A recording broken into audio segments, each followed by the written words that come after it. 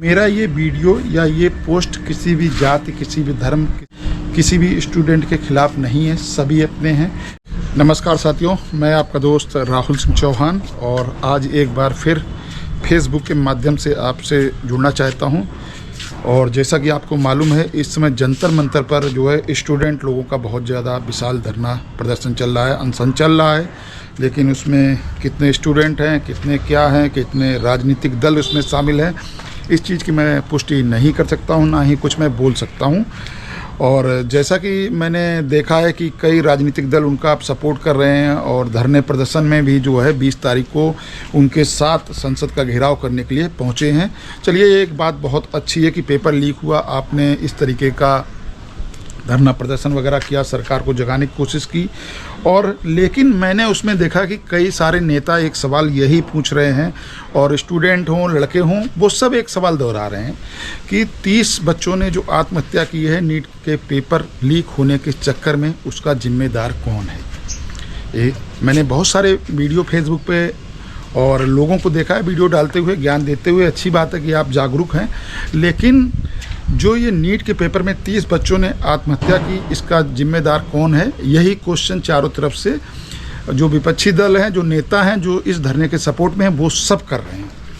लेकिन दोस्तों, यहाँ पर मेरा भी एक सवाल उन सभी स्टूडेंट लोगों से, धरना करने वालों से, राजनीतिक दल से, जो उनके सपोर्ट में हैं या नहीं सपोर्ट में, उनसे सबसे मेरा एक क्वेश्चन है। हमारे देश के जनरल कास्ट के हजारों बच्चों ने आत्महत्या की, वो रैंकिंग में भी नंबर 1 आए, उनकी अच्छी रैंकिंग थी, पेपर में IAS IPS में अच्छी रैंकिंग थी, डॉक्टरी लाइन में पढ़ाई में नीट में उनकी अच्छी रैंकिंग आई, अच्छे नंबर आए, उनका एडमिशन नहीं हो पाया, उनको नौकरी नहीं मिल पाई। उनसे कम नंबर वालों को नौकरी दी गई, प्रमोशन दिया गया और एडमिशन दिया गया। और बेचारे जो बच्चे जनरल कास्ट के थे, ज़्यादा नंबर लाने के बाद भी बेरोजगार रह गए, कुछ ने तो अपनी आत्महत्या कर ली हज़ारों की संख्या में। इसका जिम्मेदार कौन है? इसका भी तो जिम्मेदार कोई होना चाहिए कि अच्छे नंबर लाने वाले को एडमिशन भी नहीं मिल रहा, नौकरी भी नहीं मिल रही है, कम नंबर लाने वाले को -40 वाले को नौकरी मिल रही है, प्रमोशन मिल रहा है, एडमिशन मिल रहा है, डॉक्टर बनो, इंजीनियर बनो, हर चीज़ में फ़ायदा। भाई उनका भी तो कोई जिम्मेदार होना चाहिए। जिसके बच्चे मरे, भाई उनका भी तो कोई जिम्मेदार होना चाहिए। भाई अच्छे नंबर लाए, उनको एडमिशन मिलना चाहिए था, नौकरी मिलनी चाहिए थी, नौकरी में प्रमोशन मिलना चाहिए था। लेकिन हमारे देश का कानून उन बच्चों को निगल गया। भाई इसका भी तो जवाब मांगना चाहिए। अगर आप उन 30 बच्चों के जिम्मेदार बन रहे हैं, तो ये हज़ारों बच्चे जो जनरल कास्ट के मरे हैं, इनका भी तो कोई जिम्मेदार होना चाहिए हमारे देश में। भाई उनकी क्या गलती थी? उन्होंने पढ़ाई की, अच्छी पढ़ाई की, अच्छे नंबर लाए, लेकिन उनको क्या हासिल हुआ? कुछ नहीं। बेचारे या तो कहीं प्राइवेट नौकरी कर रहे हैं, मजदूरी कर रहे हैं, बहुतों ने तो आत्महत्या कर ली। तो भाई मेरा उन विपक्षी नेताओं से ये भी सवाल है कि अगर आप उन 30 बच्चों की बात करते हैं, तो भैया उन जनरल कास्ट के हज़ारों बच्चों की भी बात कीजिए, जिनका भविष्य हमारे देश के कानून ने चौपट की। हमारे देश की मीडिया जो है, जो मैंने प्रश्न किया है, इस पर कब सवाल उठाएगी? ये मेरा सवाल उन सभी धरना प्रोटेस्ट करने वालों से और उनके साथ में जो लोग हैं, या फिर जो अनशन पे, भूख हड़ताल पे बैठे, उनसे है भाई, कि अगर जब इन बच्चों के साथ शोषण हो रहा था, ज़्यादा नंबर लाने के बाद में एडमिशन नहीं, नौकरी नहीं, प्रमोशन नहीं मिल रहा था, तब आप लोग कहाँ थे? अब आप आके ये ड्रामेबाजी आपने शुरू कर दी, अपना एक मुद्दा उठा लिया। ठीक है, आपका मुद्दा मैं मानता हूँ, चलिए सही है, लेकिन इनके सपोर्ट में कौन आएगा जिन्होंने, बेचारों ने इस अत्याचार के प्रति अपनी आवाज़ उठाई, उनकी आवाज़ को दबा दिया गया और मजबूरी में उन्होंने आत्महत्या कर ली।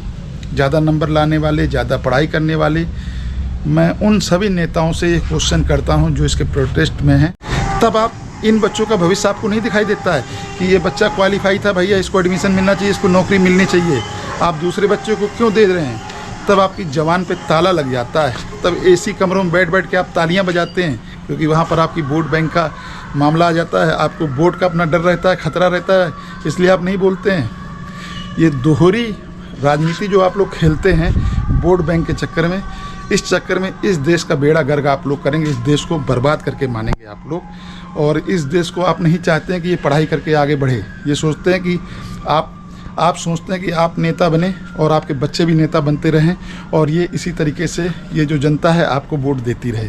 इसलिए आप जो है फ़ायदे के ही मुद्दों पे धरना प्रदर्शन में शामिल होते हैं, आगे बढ़ते हैं, सरकार का विरोध करते हैं, मैं उसके पक्ष में नहीं हूँ कि कॉकरोच सही हैं या कॉकरोच ख़राब हैं, जो भी है, लेकिन मेरा यहाँ पर एक मुद्दा था, वो मैंने आपके सामने रखा है कि जो इन बच्चों के साथ हो रहा है, जनरल कैटेगरी वालों के साथ, क्या ये सही हो रहा है? आज आपको बड़ा दर्द हो रहा है, लेकिन हमारे बच्चे, हमारी बहनें, हमारे भाई इस शोषण को काफ़ी सालों से झेलते चले आ रहे हैं और ना जाने कब तक झेलना पड़ेगा। तो दोस्तों, मुझे लगता है कि हमें भी अपनी आवाज़ उठानी चाहिए इस अंधे कानून के खिलाफ कि हमारे बच्चे काबिल होते हुए भी उनको जानबूझ के पीछे किया जाता है। अगर दोस्तों ये वीडियो आपको पसंद आता है तो वीडियो को शेयर जरूर करना, कमेंट जरूर करना। जय श्री राम, भारत माता की जय, वंदे मातरम।